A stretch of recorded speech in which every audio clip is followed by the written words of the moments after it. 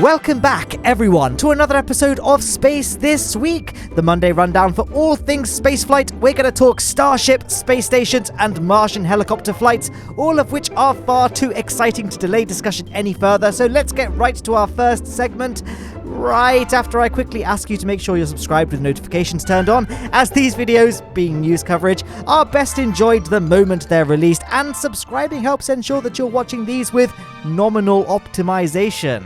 I don't know what that was. Anyway, the first segment to cover is, once again, all things relating to SpaceX's Starship development. A lot of stuff relating to the latest and greatest Starship prototype serial number 15, took place last week. On the 26th of April, it conducted a successful static fire and test of its reaction control systems, and the next day, it performed another, apparently single-engine static fire test, this time drawing fuel from its header tanks. With these two tests successful and locked in, SpaceX prepared to launch the vehicle on the 30th of April, where we all watched with eager anticipation. Sadly, the launch was scrubbed. Oh well. We're now expecting SN15 to make a flight attempt this week, hopefully today, and of course are hoping that the entire flight will succeed without any problems, be it before the flight, during the landing, or of course after the landing. Most of the problems that have resulted in all the previous Starship landing failures can be attributed to the Raptor engines.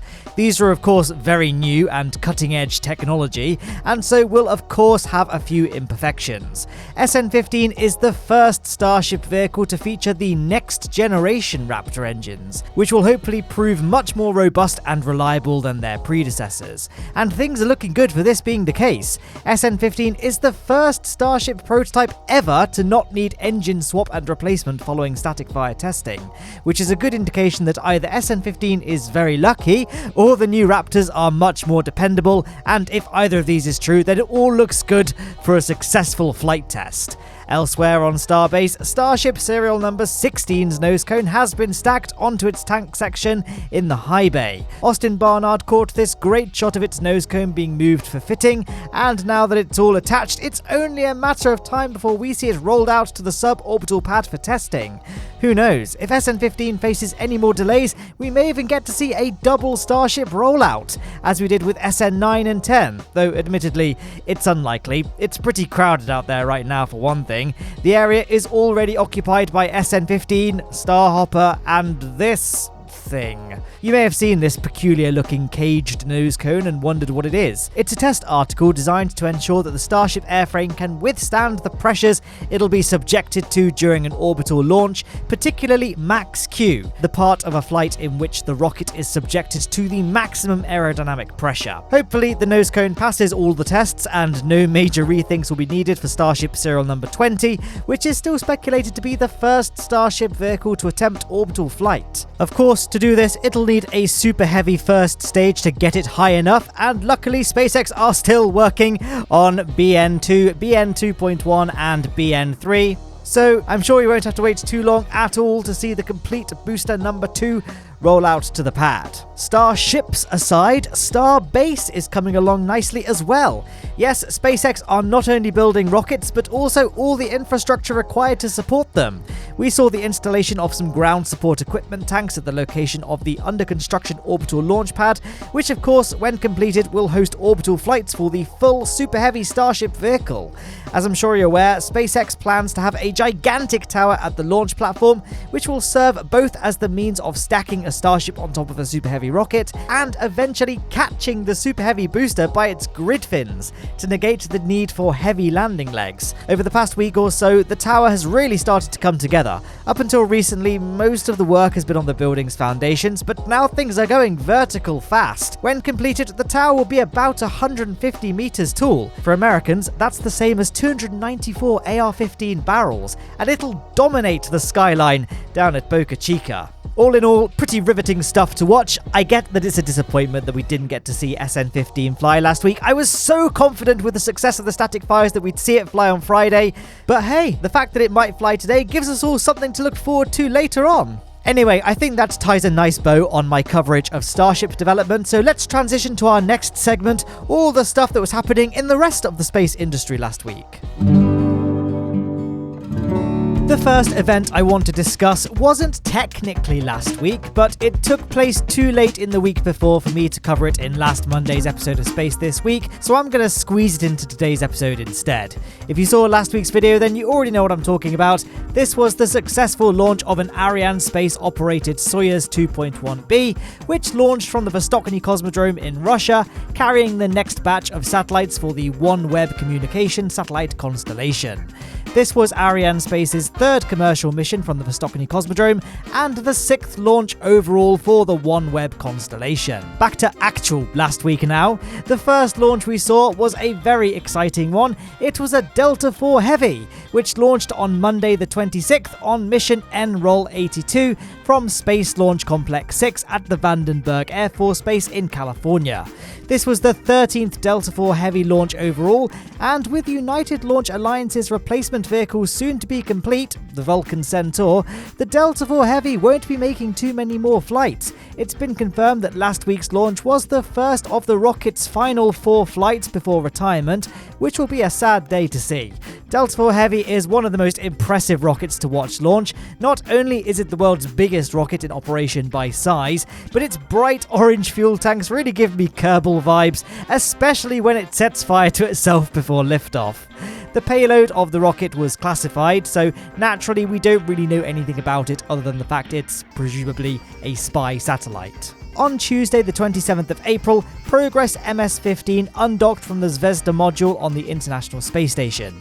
This spacecraft delivered about 2.5 tons of cargo to the station and left carrying trash, and it re-entered the atmosphere not long afterward, breaking up over the South Pacific Ocean. Also on Tuesday, a Long March 6 launched 9 satellites from the Taiyuan Launch Center in northern China. Of the 9 satellites, 7 are Earth observation satellites, 1 is a CubeSat for the Internet of Things, and 1 is a technology demonstration CubeSat.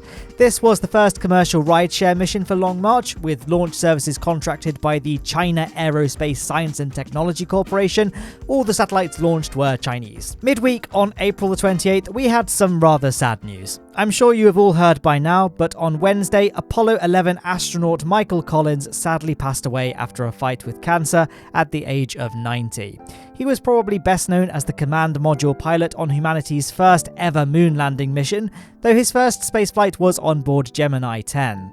His role on Apollo was a famously isolated one. While Buzz Aldrin and Neil Armstrong descended down to the lunar surface aboard the Eagle lander, Collins waited alone in the command module, and 48 minutes of every orbit he completed, he was out of radio contact with Earth as the spacecraft passed around the far side of the moon. While it's famously been said that not since Adam has any human known such solitude, Collins said that he never felt fearful or lonely, but rather, in the words of his autobiography, awareness, anticipation, satisfaction, confidence, almost exultation. Fellow Apollo 11 crew member Buzz Aldrin made quite a touching statement, writing that wherever you have been or will be, you will always have the fire to carry us deftly to new heights and to the future. We will miss you. May you rest in peace. Now, on Thursday the 29th of April, we had another rocket launch from Arianespace. This time it was a Vega rocket which launched from the French Guiana Space Center, carrying a French Earth observation satellite, a Norwegian ship tracking satellite, an American RF sensing satellite, a European Internet of Things satellite, and 2 American Earth observation satellites. This was the first Vega launch following the November 2020 launch failure, so it was a relief to see this flight go well, and all satellites are now operational in low Earth orbit. Also on the 29th of April, the Behemoth Stratolaunch aircraft took to the skies on its second ever flight. This aircraft was built as an air launch platform and is the biggest plane by wingspan to ever fly, and it's good to see it stretch its wings again. We were unsure if we'd ever see it again. After Stratolaunch's founder, Paul Allen, sadly passed away in 2018, things looked uncertain about the company's future. The aircraft and the rest of the company's assets were put up for sale for $400 million in June 2019. However, they were acquired by Cerberus Capital Management, who seemed to be keen on furthering the program. Not only do we have last week's flight to assure this, but Stratolaunch have confirmed that they are focusing on high-speed flight test services and are developing a hypersonic rocket plane called Talon A, which could be carried and launched by the Stratolaunch aircraft from 2022, up to 3 at once from 2023, and a larger vehicle called Talon Z is planned, which could carry cargo or passengers to orbit. meaning this will be a far more capable plane than Virgin Galactic's spaceship, which is only capable of reaching a suborbital trajectory. Exciting times lie ahead for Stratolaunch, it seems. On the 29th of April again, we saw a Long March 5B launch the Tianhe, the core module of China's new space station. This is the first module launched, and it'll provide living quarters and life support for 3 crew members, as well as provide guidance, navigation and attitude control for the station. I'm very excited to watch the construction of this space habitat take place. There's something about space stations that's just so cool. When completed, it'll be about the size of Russia's Mir space station, roughly 1/5 the mass of the International Space Station. 21 minutes after the launch of the Long March 5B, over at the Kennedy Space Center, Starlink 24 launched. You all know how these go by now, I'm sure. The Falcon 9 took off from the launch pad, and the first stage successfully landed 633 kilometers downrange on the Just Read the Instructions drone ship. The fairing halves were recovered from the water a little bit further down by the recovery ship Sheila Bordelon, and the 60 Starlink satellites were successfully deployed to low Earth orbit. Now, this was only the 4th time SpaceX have reflown a Falcon 9 first stage for the 7th time in a row. Hopefully this one makes it to 8 after its successful landing on the drone ship last week. The final launch of the week took place on the 30th of April and was a Long March 4C, which launched from the Quan Launch Complex in China, carrying a Yaogan 34 reconnaissance satellite to low Earth orbit. The other major piece of news that happened on the 30th of April was the 4th successful flight of NASA's Ingenuity helicopter on Mars. This was its most ambitious flight yet. It took off, hovered at a height of about 5 meters before shifting southward at a blazing 3.5 meters per second before hovering again, returning to its original position, holding hover one more time, and then landing. The success of this 4th flight is significant, as with its completion, Ingenuity had met all of its mission objectives and had exceeded all expectations. Going forward, future flights will no longer be to test and demonstrate the vehicle, but will be to actively support the Perseverance rover mission, to demonstrate how future missions involving both air and ground-based robots can be carried out. The 5th flight is expected on the 7th of May, and so I look forward to this with bated breath. The final piece of news from last week I want to touch on was the return of Crew-1 on the 2nd of May, who splashed down in their SpaceX Dragon capsule after spending 6 months on board the International Space Station. What's interesting about this particular splashdown was that it happened in darkness. Yes, this was the first nighttime splashdown with NASA astronauts in 53 years. I'm glad to see that it went well, and we can all welcome home NASA astronauts Victor Glover, pilot, Mike Hopkins, commander, Shannon Walker, mission specialist, and JAXA astronaut Soichi Deguchi, mission specialist. The splashdown of Crew-1 was the last thing I wanted to discuss from last week, so let us now look ahead to all the launches happening this week. The first launch of the week will be SpaceX's latest Starlink mission, Starlink L25, which will be launching on Star Wars Day, May the 4th, which is fitting really, as the Falcon 9 rocket is actually named after a certain spacecraft from the Star Wars universe. That's right, the donut station with the donut blob in the middle spaceship. The 9 in the Falcon 9's name is a reference to its 9 Merlin engines, even though SpaceX's air-launched design was also called Falcon 9, even though it only had 5 engines. Anyway, I'm getting a bit off track here. The Falcon 9 will launch once again from the Kennedy Space Center, delivering another 60 Starlink satellites to low Earth orbit, with the first stage expected to land 613 kilometers downrange on the Of Course I Still Love You drone ship. The fairing halves will be recovered by the SpaceX vessel Sheila Bordelon a little bit further down from the drone ship. This will mark the 2nd time SpaceX fly a booster for the 9th time in a row, so close to double digits for this booster. Fingers crossed that it'll stick the landing and will fly again. The only other confirmed launch this week will be on May the 7th and will be from the Xichang Launch Complex in China. The rocket will be a Long March 2C, which will deploy 3 Yaogan 30 reconnaissance satellites to low Earth orbit. Now, as I said, this is the final expected launch of the week, so let us now take a look back at our history. Yes, let's look at all the best historic spaceflight anniversaries that will be taking place over the next 7 days. The The first anniversary of the week I want to discuss takes place tomorrow on the 4th of May, when in 1989 Space Shuttle Atlantis launched on mission STS-30, on which it would deploy the Magellan space probe to Venus.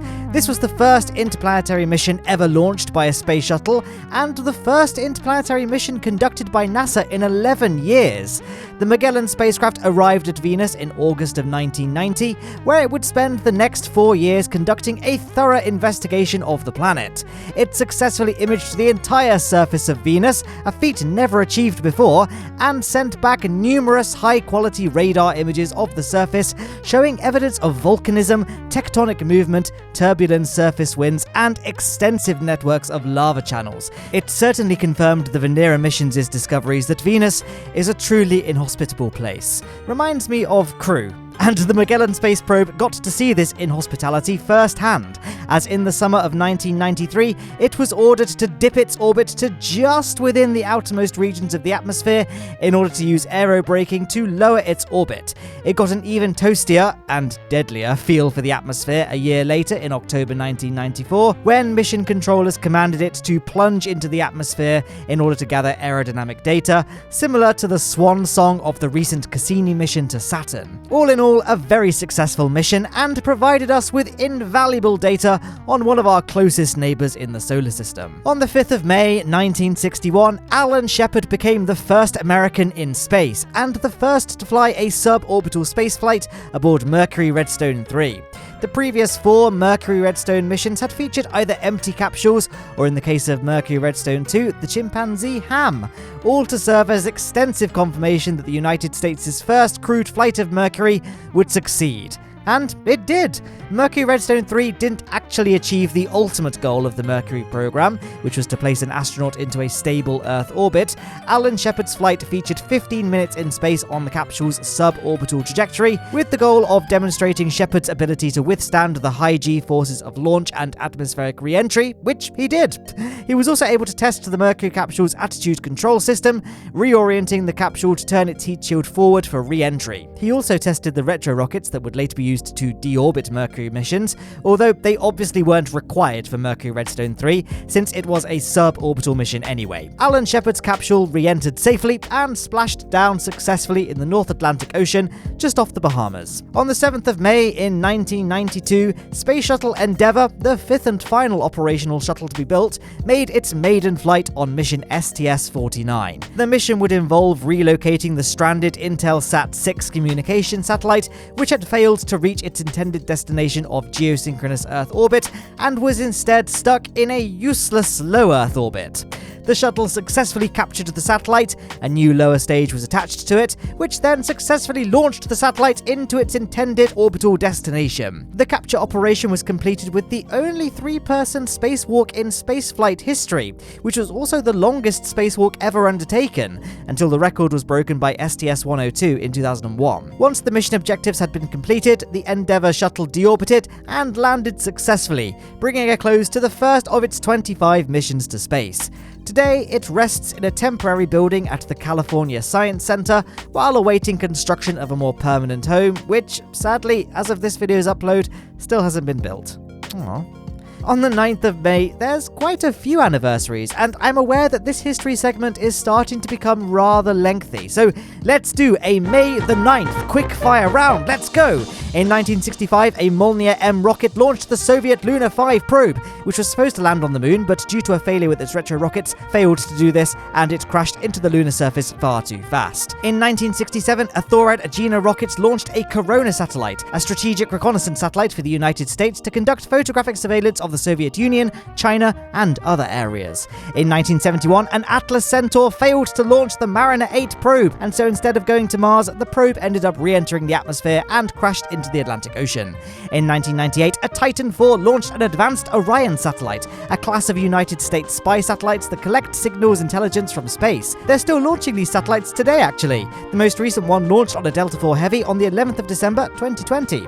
Lastly, in 2003, an MV rocket launched the Japanese-designed Hayabusa probe, which successfully rendezvoused with the asteroid Itokawa, where it gathered material samples that it then returned to Earth, which arrived on the 13th of June 2010. Phew. And that brings an end to the rapid fire round for May the 9th, which also brings an end to this week's rundown of spaceflight anniversaries. What a week! From the excitement of SN15 to the delight of Ingenuity to the eagerness of the Chinese space station construction, this week has been exhilarating to exist through. Who knows what next week will have in store for us? All we can do is wait and see what happens. Or rewind this video and watch the next week's segment, I guess. Anyway, if you hadn't seen it already, on screen is a scrolling list of my Patreon supporters who help make this video series possible. If you want to join their magnificent ranks, then you can hit the Patreon card on screen or via the description link.